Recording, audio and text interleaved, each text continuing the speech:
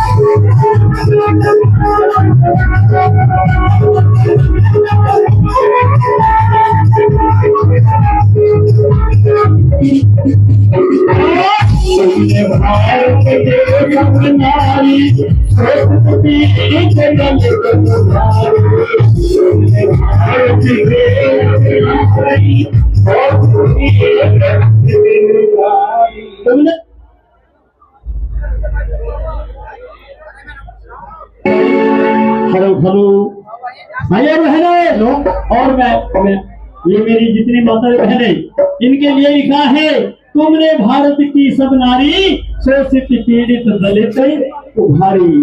मेरी बहनों, बाबा साहब ने आपके लिए बहुत कुछ किया है।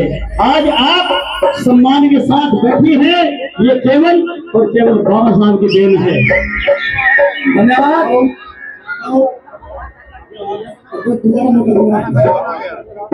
देखिए, आज के इस कार्यक्रम में हमारे बहुत सारे बहुत ही सम्मानित अतिथिगण आने वाले हैं और भी मंचासीन भी हैं, इसलिए बीच बीच में मंडली आपको बाबा साहब के विषय के संगीत के माध्यम से आपका मनोरंजन भी करेगी, लेकिन जो हमारे अतिथि आए हैं हमें उनको भी सुनना है। मैं गुजारिश करूंगा जितने भी साथी गांव से अपनी झांकियां लेकर के आए हैं वो मंच के बाई तरफ हमारे जय साहब की टीम बैठी है, जय साहब मिंटू जी की टीम बैठी है, विजय जलालाबाद वाले भाई बैठे हैं, उनको अपने झांकियों की लिस्ट दे दे, अपने झांकियों की फोटो दिखा दे और अपनी एंट्री करा दें ताकि हम सही तरीके से आपको सम्मानित कर सकें। और अब मैं गुजारिश करूंगा जो भाई मेरे मंच के करीब इधर बैठे हैं वो नीचे चले जाएं।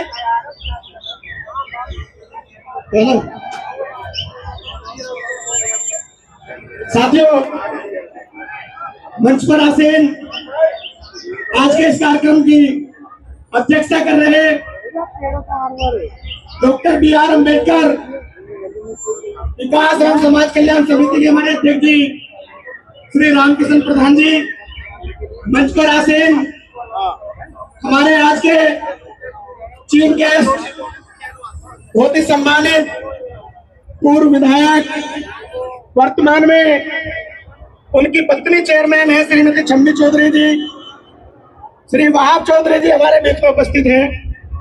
उनके साथ में चौधरी अजय प्रमुख साहब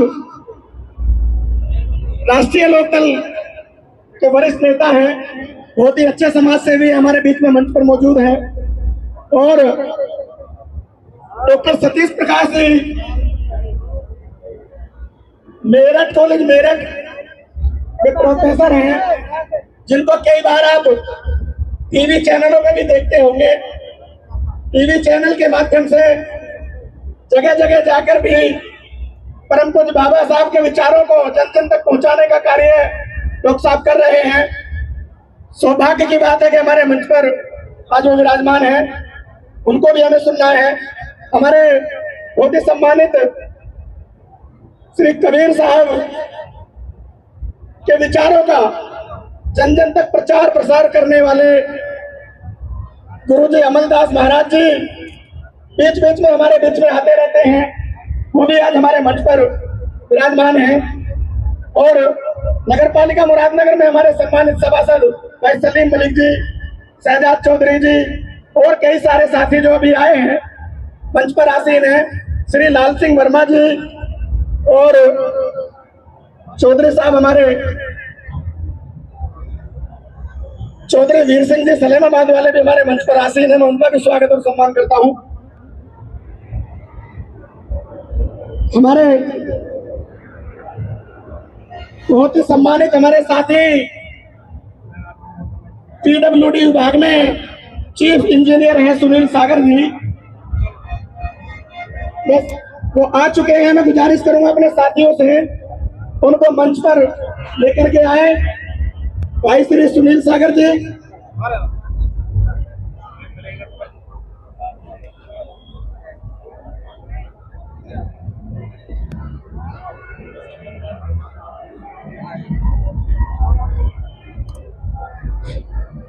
हमारे बीच में श्री विकास तेवतिया जी, पूर्व चेयरमैन नगर पालिका मुरादनगर, वो भी आ चुके हैं। मैं साथियों से गुजारिश करूंगा उनको मंच पर लाने की कृपा करें। हमारे साथियों, बड़ा सैलाब आपने देखा आज की शोभा यात्रा में, और अभी भी आप देख रहे होंगे जितने लोग यहाँ मौजूद हैं उतने पार्क के बाहर अभी तक आपकी शोभा यात्रा पूरी तरह यहाँ पर नहीं आ पाई है।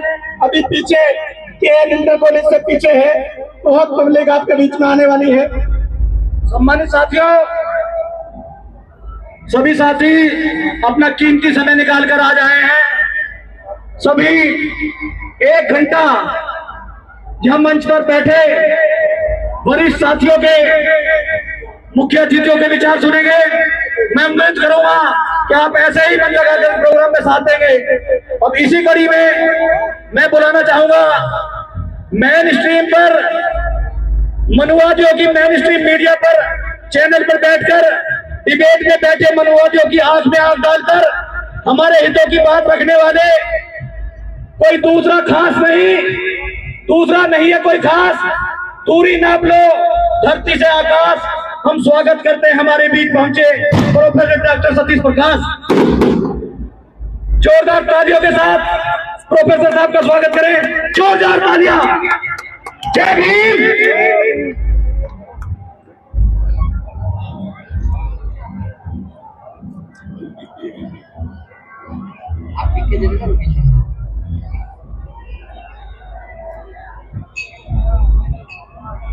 सभी को मेरा जय भीम। जय भीम। जय भीम। साथियों, आप सभी को परम पूज्य बाबा साहब डॉक्टर भीमराव अंबेडकर जी की जन्म दिवस की बहुत बहुत शुभकामनाएं। आदरणीय सम्मानित मंच, क्योंकि आधे लोगों के मैं नाम जानता हूं, हमारे विधायक जी हैं, कुछ लोगों के नाम अगर छूट जाएंगे, मैंने उनके लिखने के लिए बोला है। आपने मुझे यहाँ, मैं लगभग पिछले 2-3 साल से, चांद किशोर जी हैं, वर्मा जी हैं, संजय भाई हैं, तमाम लोग, मैं आता हूं और अपनी बात कहता हूं। एक चीज मुझे पिछले 4 दिन से विधायक जी, कि 1 अप्रैल के महीना है और लोगों में इतना जोश है। मैं पिछले 8 दिन से, स्पेशली आज, एक नई आवाज है। बड़ी बड़ी कॉलोनियां, अभी जब मैं मेरठ से आ रहा था, अनशन कॉलोनी हो या बड़ी बड़ी कॉलोनियां, लोग कुछ भी हो, जो भी उनके पास साधन है, चाहे वो भंडारे के रूप में, चाहे वो हलवा हो, पानी हो, लोग अपनी उपस्थिति दर्ज करा रहे हैं कि यहाँ बाबा साहब डॉक्टर भीमराव अंबेडकर जी के मानने वाले लोग रहते हैं। एक तरफ वो भी है, हमने वो भी समय गुजारा है कि कहीं ना कहीं लोगों ने बड़ा दबाव डाला, पहचान को मिटाया, दिखाया। तो इतना जोश होने के बावजूद भी आखिर वो क्या हालात है, ये सारा का सारा जोर जब पॉलिटिकल प्रेशर की तरफ जाता है तो ये कमजोर पड़ जाता है। कहीं ऐसा तो नहीं है कि ये कोई बड़ा खेला हो रहा है। एक छोटी सी शुरुआत करता हूं।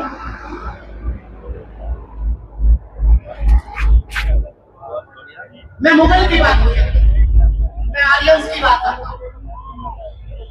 मैंने ये नहीं कहा कि आर्यंस कहीं बाहर से आए, ये तिलक कहता है। तिलक ने कहा कि आर्यंस बाहर से आए। जब आर्यंस बाहर से आए, यहाँ का कोई मूल निवासी नहीं होगा। लड़ाई होती है और यहाँ के मूल निवासियों को जात में बांट करके, जातीय व्यवस्था में बांट करके कहीं ना कहीं कब्जे में, और उसी जातीय व्यवस्था के खिलाफ 2500 साल पहले भगवान बुद्ध के रूप में एक मुक्तिदाता मिलते हैं। तो इस देश की व्यवस्था और इस देश का जो दलित, जो बहुजन है, जो मूल निवासी है, उसको कब्जे में किया है और उसकी मुक्ति का एक रास्ता निकालते हैं। और इसी भारत में चंद्रगुप्त मौर्य भी पैदा होते हैं, जो म्यांमार से लेकर के आपके गंगार तक जिनका राज होता है। इसी देश में अशोक भी पैदा होते हैं, जो सबसे बड़ा साम्राज्य खड़ा करते हैं।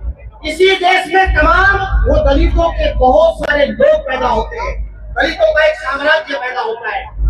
फिर कहानी पलटती है, और फिर कहानी पलटती क्या है कि बौद्ध मठ खत्म, सारी व्यवस्थाएं खत्म। इसी देश के लाखों बौद्धिस्टों को कर दिया गया, लाखों बौद्धिस्टों को मार दिया गया।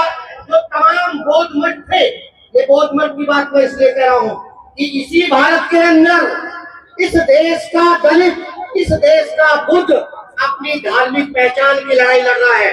आपको मालूम होना चाहिए कि बिहार के अंदर पिछले 2 महीने से जो हमारे बुद्ध समाज के लोग हैं, जो दलित समाज के लोग हैं, वो आंदोलन कर रहे हैं। मांग कितनी है? मांग सिर्फ इतनी है कि बिल जो 1949 का जो एक्ट है, वो बिहार की विधानसभा से पास एक्ट है, और वो उसमें खामियां देखिए कि पहली बार किसी भी धार्मिक, जो अल्पसंख्यक धार्मिक है, उसके अंदर 4 हिंदू, 4 बौद्ध, उसको लीड कौन करेगा? उसको लीड कौन करेगा? जिलाधिकारी। मुझे ये बताइए कि किसी हिंदू के मंदिर में क्या नमाज पढ़ी जाती है? किसी सिख के गुरुद्वारे में क्या पूजा पाठ होती है? किसी और गिरजाघर के अंदर कोई व्यवस्था नहीं होती? तो बुद्धों के ऊपर ये अत्याचार क्यों हो रहा है भाई? आप क्यों नहीं मुक्ति दिलाते? आपका आंदोलन क्यों नहीं होता? लेकिन कोई बोलेगा नहीं। तो वो संविधान उठा करके रोज घूमते हैं। आप सुनिए खेल कहां से हो रहा है कि लोग संविधान पढ़ करेंगे, बाबा साहब की बात करेंगे, जय भीम की बात करेंगे और आपसे कहेंगे कि वोट दे दो भाई। क्यों वोट देते भाई? अरे क्यों वोट देते? आप सुनिए, मैंने कहा कि लोकसभा के चुनाव की चिता की आग अभी ठंडी भी ना हुई थी कि तमाम संविधान बचाने वाले थे धोखा दे दिया। सुप्रीम कोर्ट से आरक्षण को लेकर के आरक्षण में वर्गीकरण होगा, ये बहुत बड़ा हमला था। भारत में आरक्षण के ऊपर ये सबसे बड़ा न्यायिक हमला था। कांग्रेस ने क्या कहा? कांग्रेस ने आज तक राहुल गांधी का कोई बयान नहीं है। जो समाजवादी पार्टी कहीं ना कहीं पीडीए के नाम पे या व्यवस्था के नाम पे बीजेपी मुकर गई। लेकिन ऐसे समय में अगर दलितों के लिए जो आंदोलन किया लोगों ने, हम उनका शुक्रगुजार हैं, उन पार्टियों का शुक्रगुजार है, चाहे वो बहुजन समाज पार्टी हो या कोई भी व्यक्ति हो या कोई भी दल हो।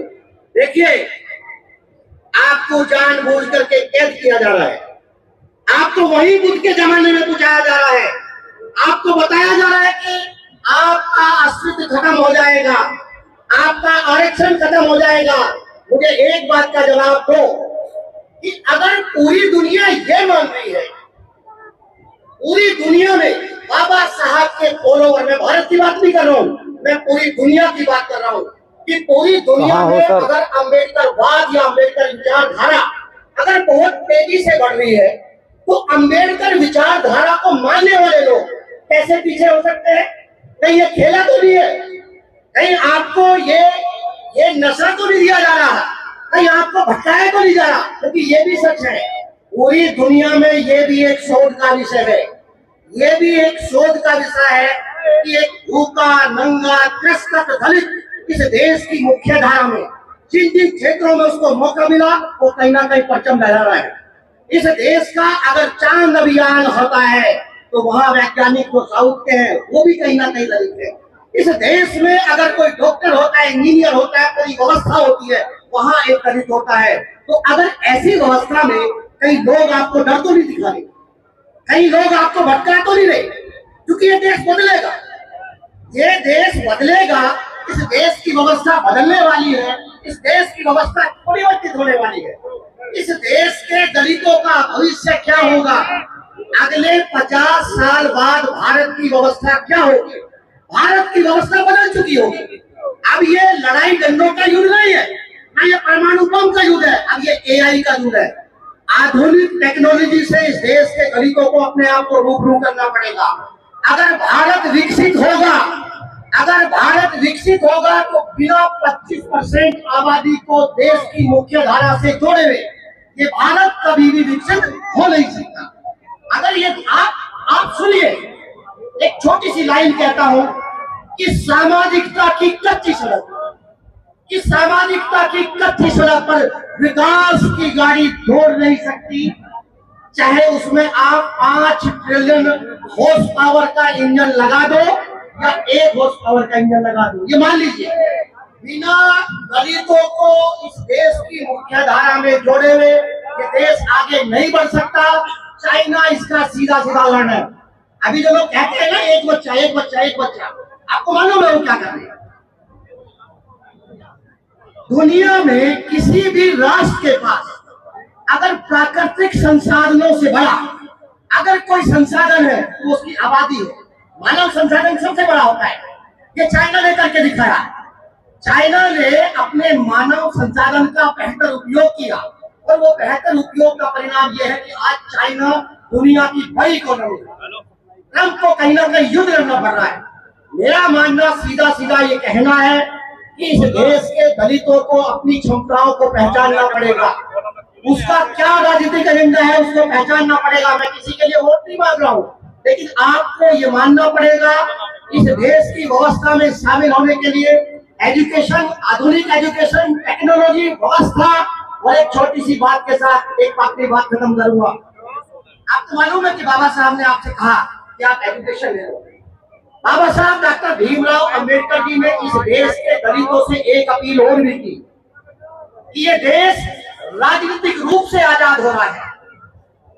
ये जो आजादी मिली है 1857 की पहली आजादी की लड़ाई और दूसरी आजादी की लड़ाई में देश आजाद हुआ। बाबा साहब डॉक्टर भीमराव अंबेडकर जी ने कहा कि ये देश के दलितों को तीसरी आजादी की लड़ाई भी लड़नी पड़ेगी, जो सामाजिक आजादी की लड़ाई होगी। और इस देश के दलितों को तैयार रहना चाहिए, उसके हित की लड़ाई, उसके अधिकारों की लड़ाई कहीं ना कहीं तीसरी आजादी की लड़ाई होगी। और इसके साथ साथ ये लड़ाई कैसे जीती जाएगी? ये लड़ाई जीती जाएगी जो आपकी माइग्रेशन पावर है। एक दलितों की सबसे बड़ी जो खामी है, जिसके ऊपर बाबा साहब ने बोला कि दलितों के अंदर माइग्रेशन पावर बहुत कम होती है।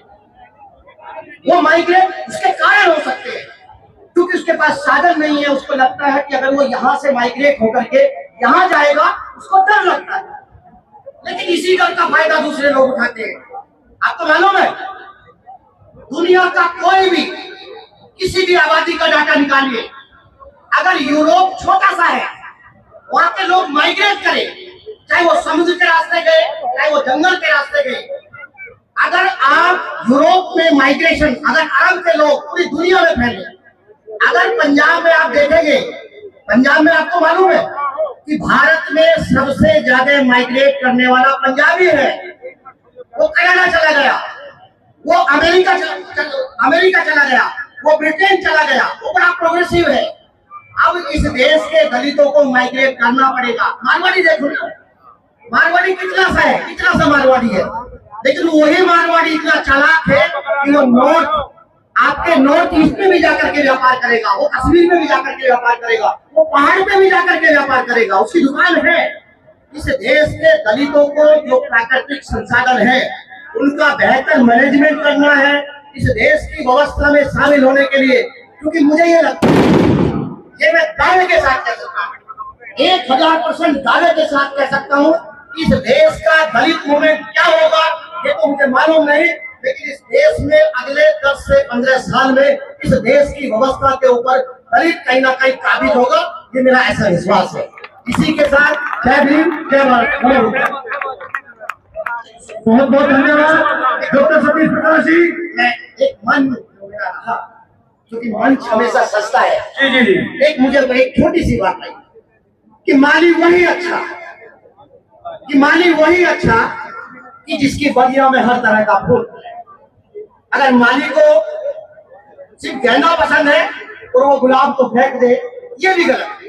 आपका मंच बड़ी एक खूबसूरत और एक सुंदर माली की पहचान है, जहाँ विभिन्न विचारों की, क्योंकि वैचारिक लड़ाई है ना ये, कोई देखिए इस देश के दलितों की ये वैचारिक लड़ाई है, ये कोई व्यक्तिगत लड़ाई नहीं है। हम वैचारिक लड़ाई लड़ेंगे। मैं इसी कड़ी में मंचा से यहाँ की जनता के बड़े हरदल अजीज पूर्व विधायक वहाब चौधरी जी विराजमान है, अजय प्रमुख जी जो राष्ट्रीय लोकदल से आते हैं यहाँ विराजमान है,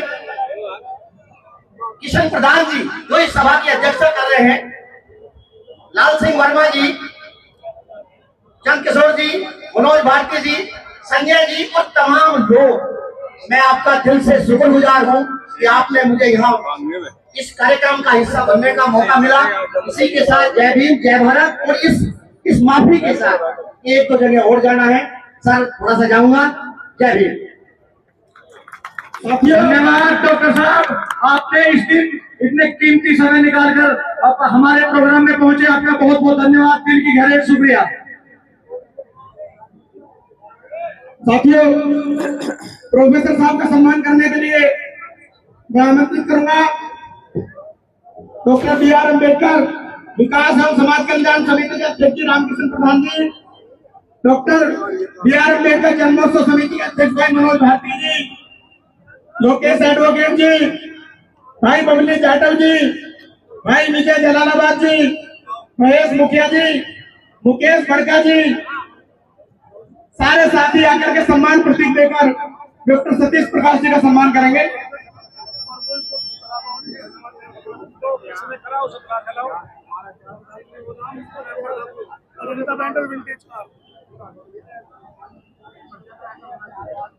हमारे बीच में मैंने भी बताया था नगर पालिका मुरादनगर के पूर्व चेयरमैन श्री विकास तेवतिया जी आ चुके हैं। मैं उनका इस मंच के माध्यम से स्वागत और सम्मान करता हूं। और बहुत ही अच्छे समाज सेवी भाई गोविंद पंडित जी वो भी हमारे बीच में आए हैं, उनका भी मैं स्वागत और सम्मान करता हूं। डॉक्टर सतीश प्रकाश जी को हमारे साथी छोड़ करके आएंगे।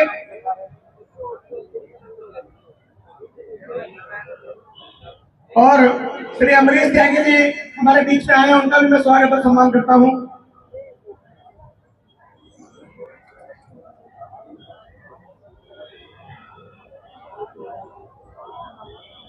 साथियों, मैं आमंत्रित कर रहा हूं श्री चौधरी अजय प्रमुख साहब को। बहुत ही वरिष्ठ समाज सेवी है, राष्ट्रीय लोकदल के वरिष्ठ नेता भी हैं। प्रमुख साहब आए और अपने विचारों से हमें लाभान्वित करें। जय भीम। जोरदार तालियों से आप स्वागत करेंगे। पंचा सिंह हमारा आज डॉक्टर भीमराव अम्बेडकर की जयंती पर हमारे इस मंच के विशिष्ट अतिथि हमारे और विधायक आप चेयरमैन जी भी कहते हैं उन्हें, नाम इनका विधायक तो रहे लेकिन चेयरमैन जी से आज भी चेयरमैन है, हमारी भावी चेयरमैन है आज भी। हमारे भाई विकास तेवतिया जी और चेयरमैन मुरादनगर, रामकिशन भाई और मंच पर सभी भाइयों मंच संचालन कर रहे संजय भाई, विनोद भाई। आज जिस व्यक्ति के याद में हम यहाँ इकट्ठे हुए हैं, संविधान रचयिता डॉक्टर भीमराव अम्बेडकर जी जो चीज हमें देके गए हैं वो सदियों तक रहेगी। बीच बीच में कोशिश होती रहती है कहीं संविधान से छेड़छाड़ की जाए, कहीं आरक्षण से छेड़छाड़ की जाए, लेकिन अपने आप में मजबूत रहो, हमारी चीज यथास्थिति रहेगी और रहती चली जाएगी। अगर कोई इन चीजों पे छेड़छाड़ करेगा तो हम सब साथ होकर जाने नहीं जाने। मैं एक चीज और कहता हूँ अपने भाइयों से, मेरा गांव तो यहीं पास में टिकनपुरी है जी। हमारे देश में 4 मरण हुए जी। एक टाइम में जो देश के पढ़ा लिखा वर्ग कहते हैं, उन्होंने कुछ साजिश करके 4 वर्गों में देश को बांट दिया। एक वैश्य समाज हो गया, एक क्षत्रिय समाज हो गया,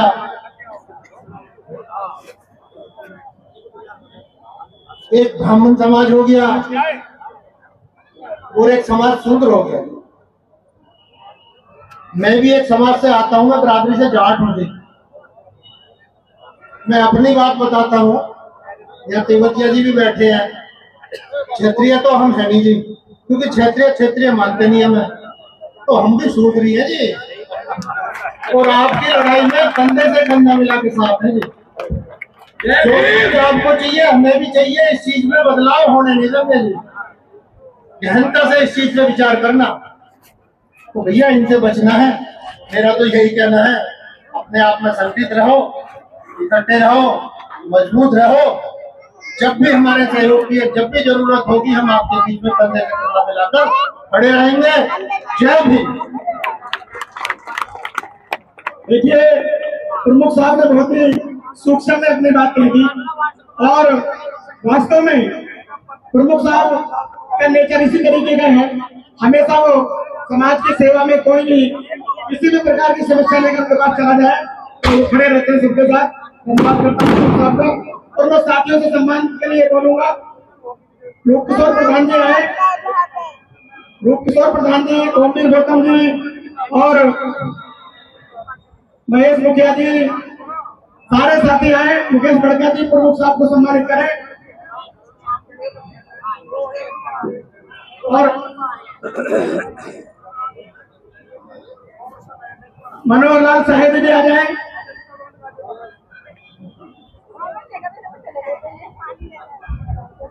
और अब मैं आमंत्रित कर रहा हूं श्री सुनील सागर जी, जो एक्सीएम है, चीफ इंजीनियर है पीडब्ल्यूडी विभाग में, अपने इस मुरादनगर के रहने वाले हैं और सौभाग्य है कि वो मेरे ख्याल बिजनौर से चल करके आए हैं, तो उनका और ज्यादा स्वागत करना है। वो आए और अपने विचारों से हमें लाभान्वित करें। इंजीनियर साहब, जोरदार तालियां। जय भीम, जय भीम, जय भीम। टेंट वाले भाई जो सोफे इधर रखे, कृपया उन्हें आगे की पंक्ति में लाके डाल दें सोफे। आज हमारे मुक्तिदाता महामानव बाबा साहब के जन्मोत्सव समारोह में मैं सम्मानित मंच एवं आज की सभा में उपस्थित बाबा साहब की मानस संतानों का स्वागत करता हूं और धन्यवाद ज्ञापित करता हूं कि आज इतनी बड़ी संख्या में हम सभी लोगों ने समाज में इकट्ठा होकर यहाँ अपनी भावनाओं को प्रदर्शित किया है कि हमारा सम्मान उस आदमी के साथ जुड़ा हुआ है जिस आदमी के साथ हमारे देश का सम्मान अब जुड़ा हुआ है। साथियों, मैं यहीं मुरादनगर में पला बड़ा हूँ, यहीं का बेटा हूँ। जो चीज बाबा साहब के मिशन पर चलकर समझकर रास्ते पर चलकर जो हमें समझ आई, बहुत छोटे में मैं बताता हूँ कि हमारी इस समाज की मुक्ति का रास्ता केवल शिक्षा के द्वारा खोला जा सकता है। इस समाज को अगर आगे बढ़ाना है, इस समाज की संतानों को अगर आगे बढ़ना है, इस समाज को आगे बढ़ना है, तो शिक्षा, शिक्षा और केवल शिक्षा। जिस समाज में शिक्षा आ जाएगी, संगठन अपना पाएगा, संघर्ष करना अपना आप सीख जाएगा। शैक्षिक शिक्षा, स्कूलों की शिक्षा समाज पूरा करेगा। जब अच्छे से स्कूल पढ़ेगा तो कॉलेज में जाएगा, जब अच्छे से कॉलेज जाएगा तो रास्ते अलग खुल जाते हैं। उसकी आर्थिक शिक्षा के, उसके आर्थिक विकास के, उसकी सामाजिक शिक्षा के, उसके सामाजिक विकास के, उसकी पॉलिटिकल एक सोच एक पैदा होती है, एक पॉलिटिकल एक रास्ता उसके लिए खुलता आगे बढ़ने के लिए। तो साथियों, मैं बहुत कम शब्दों में अपनी वाणी को विराम दे रहा हूँ इस विनम्र निवेदन के साथ कि ये समाज कभी भी, बाबा साहब की संतानें कभी भी भीड़ का हिस्सा नहीं बनेगी। शिक्षा रूपी जो कलम, जो अख्तियार बाबा साहब ने दिया है, उसको चलाते रहेंगे, चलाते रहेंगे, चलाते रहेंगे। वही मुक्ति का रास्ता है। नौ बुद्धा है। जय भीम, जय भारत। धन्यवाद इंजीनियर साहब। वैसे तो घंटों उन्हें हमें सुनना था, लेकिन चूंकि समय का अभाव है, मैं गुजारिश करूंगा श्री मनोहर लाल जी, भाई सचिन जी, भाई तेजपाल जाटव जी मंच पर आ जाए और हमारे इंजीनियर साहब को सम्मानित करें। भाई योगेंद्र योगी जी, एडवोकेट राजकुमार गौतम जी मंच पर आइए फटाफट। और भाई विनोद प्रधान जी, जो हमारे पूर्व में विधानसभा का चुनाव लड़ चुके हैं, भाई विनोद प्रधान जी, वो मंच पर आ जाए, मंच पर आकर स्थान ग्रहण करें।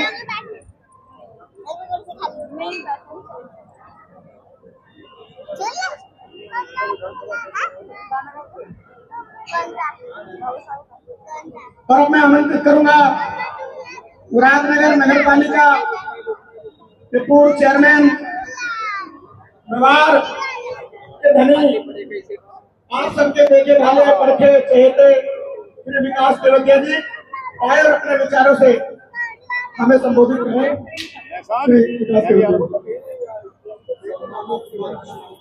अति सम्मानित उपस्थितगण, हम लोग आज सब बाबा साहब के जन्मोत्सव के प्रोग्राम में एकत्रित हुए।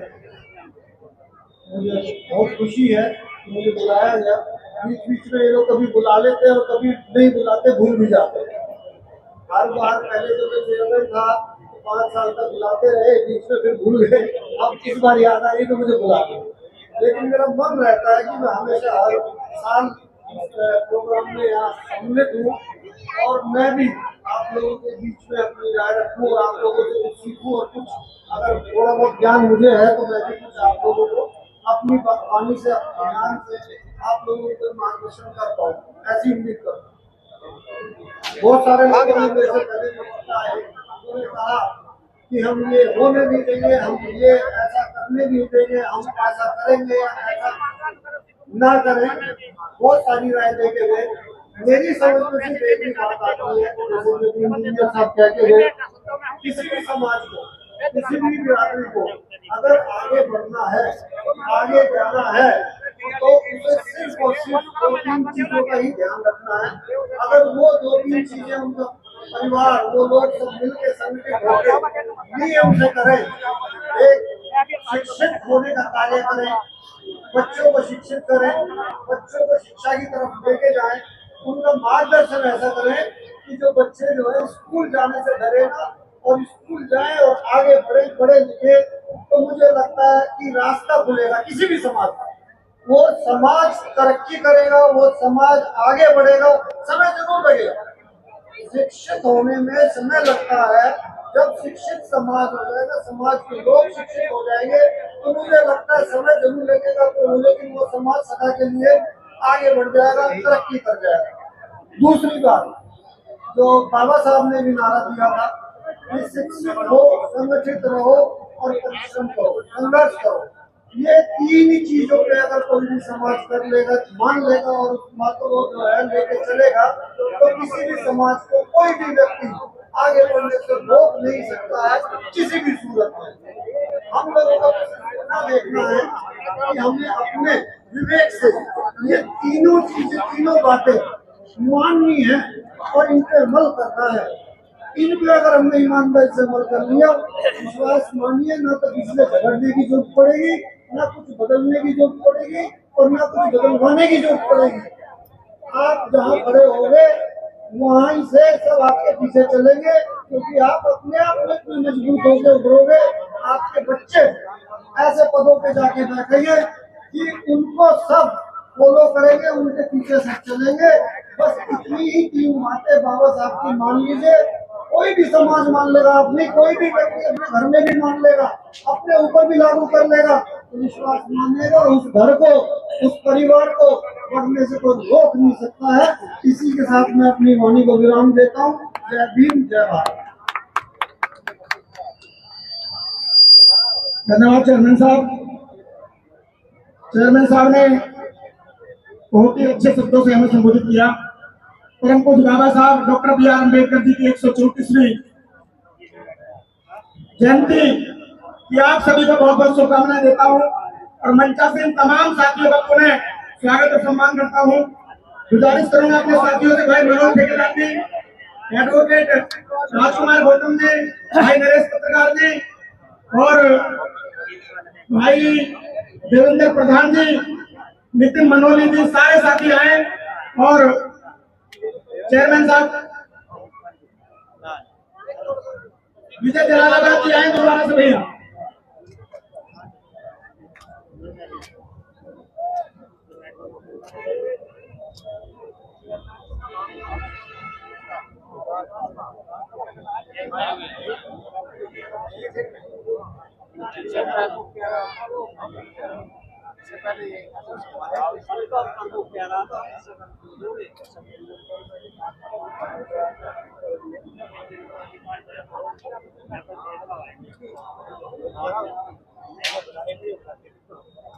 इसमें किसी का जोर नहीं है, ना कोई भी पार्टी।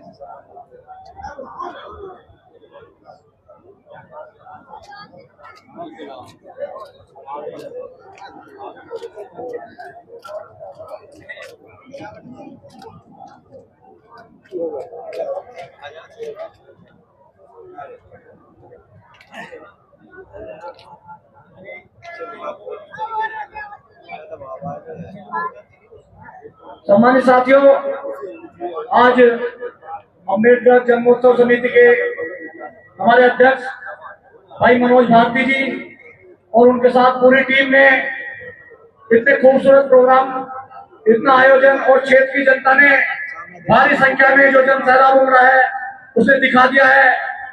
बाबा साहब के किसी भी मिशन को पीछे हम हटने नहीं देंगे।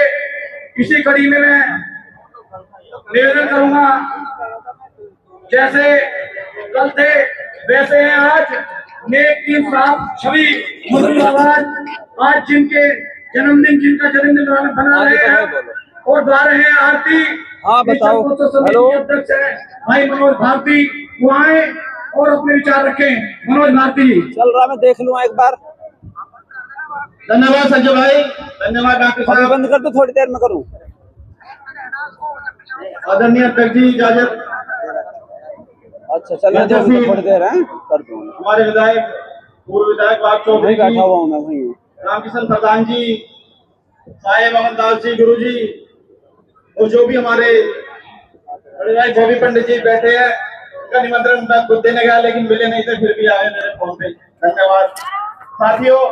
आज 14 अप्रैल का ये पावन पर्व बड़ी धूमधाम से मुरादनगर की जनता ने बनाया है, और जिन जिन साथियों ने मेरे इस प्रोग्राम को साथ दिया, पहले तो मुझे अध्यक्ष बनाया, मैं उसके लिए सभी सीनियर साथियों का, अपने दोस्तों का चरण वंदन करता हूँ। और जो भी साथी इस आयोजन में मेरे साथ में आए, तन मन धन से मेरा साथ दिया, मेरे सभी साथी में किस किस का नाम लूं? हमारे मेंबर साहब है रोहतास जी, डॉक्टर साहब है, बबली भाई हैं, विनोद प्रधान जी हैं, और हमारे मनोज ठेकेदार जी मेरे बड़े भाई, उन्होंने तो बिल्कुल ही अब की बार तो ये कह दिया कि जैसे भी होगा बढ़िया प्रोग्राम होगा, पूरा साथ ऐसा निभाया कि मैं उनके लिए क्या कहूँ, बोल दिया मैं। और जितने भी साथी थे, कुलदीप भाई, मुकेश भाई, विजय भाई, योगिंदर भाई, सुरेश भाई, नरेश भाई, जितने भी मेरे मुरादनगर शहर के साथी थे, उन्होंने दिल खोलकर मेरा साथ दिया, मैं उन सभी का धन्यवाद करता हूँ। और जो 2 दिन का आयोजन हुआ, कल भी क्षेत्र की जनता इतनी आई पार्क में, मुझे लग रहा है कि अब अगले साल से विधायक जी से निवेदन करूंगा, भी पार्क छोटा पड़ने वाला है, विधायक जी हमारे लिए कुछ और भी इंतजाम कर देना, क्योंकि इस पार्क की देन जो है हमारे पूर्व विधायक बाग चौधरी जी की है। उन्होंने इस पार्क को सजाने के लिए, इसे बड़ा बनाने के लिए हमारे बुजुर्ग लोगों का बहुत साथ दिया है। उसके लिए हमारी एक पीढ़ी पूरी ऋणी रहेगी, हम भी आपका अनुग्रह करते रहेंगे। अभी तो हमें बहुत सारे काम इस पार्क में करवाने हैं। साथियों, अभी एक लाइब्रेरी बहुत जल्द हमारे पार्क के बराबर में तैयार होने वाली है, वो भी माननीय विधायक जी के कमलों द्वारा ही इसका उद्घाटन होगा, हम इंतजार में है। और इतनी भव्य लाइब्रेरी बनकर तैयार होगी पूरे मुरादनगर क्षेत्र में, क्या पूरे जिले में आपको ऐसी लाइब्रेरी शायद देखने की नहीं मिलेगी, क्योंकि विधायक जी का वो भी सपना है। और वो कह रहे हैं कि जब ये लाइब्रेरी होगी तो क्षेत्र की जनता के लिए एक स्पेशल से उसके उद्घाटन का प्रोग्राम किया जाएगा। मैं उस दिन का बेसब्री से इंतजार करूंगा कि वो इसी साल आने वाले 2026 के 14 अप्रैल से पहले उसका उद्घाटन हो जाए, तो शायद मुझे भी विधायक जी के साथ उसका उद्घाटन करने का अवसर मिलेगा। क्योंकि जिस दिन उसका शिलान्यास हुआ था, माननीय डीएम साहब ने किया था, तो साथियों उसकी जो नींव की 5 ईंट रखी गई थी, सौभाग्य से वो मेरे हाथ से डीएम साहब ने रखवाई थी। मैं इसका भी जिंदगी भर मेरे ऊपर एहसान रहेगा। और ये जो आयोजन आज हो रहा है, जितने भी लोग यहाँ पर आए हैं, हमारी मात शक्ति यहाँ पर आए हैं, मैं सभी का दिल की गहराइयों से साधुवाद करता हूँ, चरण वंदन करता हूँ कि बाबा साहब के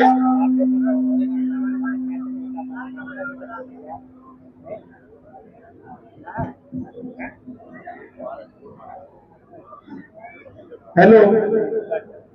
इस 14 अप्रैल के आयोजन में जो भी साथी दूर दराज से आए, मेरे बहुत सारे मित्र ऐसे हैं जो यहाँ मुरादनगर क्षेत्र में भी नहीं रहते हैं, कोई दिल्ली पुलिस में नौकरी करता है, कोई फायर ब्रिगेड में नौकरी करता है, कोई कहीं नौकरी करता है।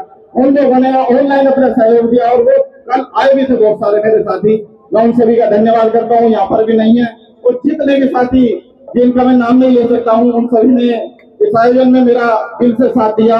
मुझे मुरादनगर शहर छोड़े हुए लगभग 5-6 साल हो गए हैं, लेकिन इस आयोजन में मुरादनगर के हमारे जाटव समाज के जितने 4-5 मोहल्ले हैं, घर घर से सहयोग मिलाया है और सब लोग पार्क में आए। मैं उन सभी का धन्यवाद करता हूँ हाथ जोड़कर। साथियों, ये जो आयोजन लगभग 10 सालों से भव्य रूप लेता जा रहा है, आने वाले समय में ये आयोजन इतना बड़ा हो जाएगा। अभी तो हम जिले गाजियाबाद की बात करते हैं। साथियों, एक दिन मेरी आज की बात याद रख लेना कि पूरे पश्चिम उत्तर प्रदेश में अगर मुरादनगर से भव्य आयोजन 14 अप्रैल का कहीं भी नहीं हो सकता। ये मेरी बात आज याद रख लेना, आने वाला समय ऐसा आने वाला है। और साथियों, ये आयोजन हम सभी को मिलकर करते रहना है, क्योंकि साल में एक त्योहार हमारा ऐसा आता है, उस बाबा साहब